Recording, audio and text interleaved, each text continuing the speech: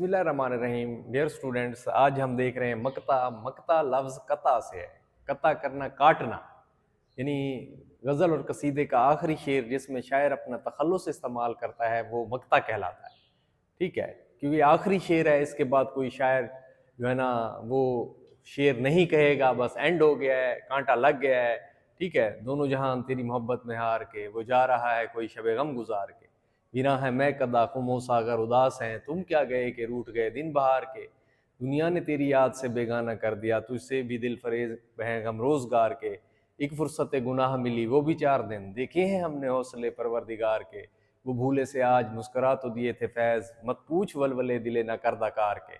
اب فیض کا نام آ گیا، اب غالب کا. ٹھیک ہے، کعبے کس منہ سے جاؤ گے غالب، شرم تم کو مگر نہیں آتی.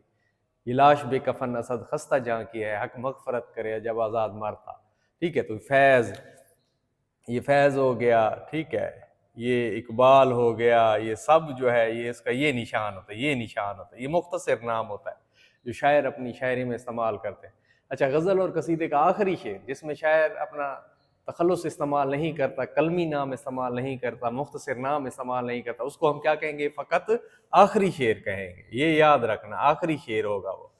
ٹھیک ہے، تو وہ مطلب کہ جس طرح وہ شش جہت اب تو تنگ ہے ہم پر اسے ہوتے نہ ہم دو چار ہے کاش، میر کی غزل کا یہ آخری شعر تھا. ٹھیک ہے، تو اس میں اس نے تخلص استعمال نہیں کیا، اس کو آخری شعر کہیں گے. اس کو ہم مقطع نہیں کہیں گے. مقطع کے لیے کیا شرط ضروری ہے؟ ٹھیک ہے، تو اس میں شاعر اپنا نام جو ہے وہ استعمال کرے.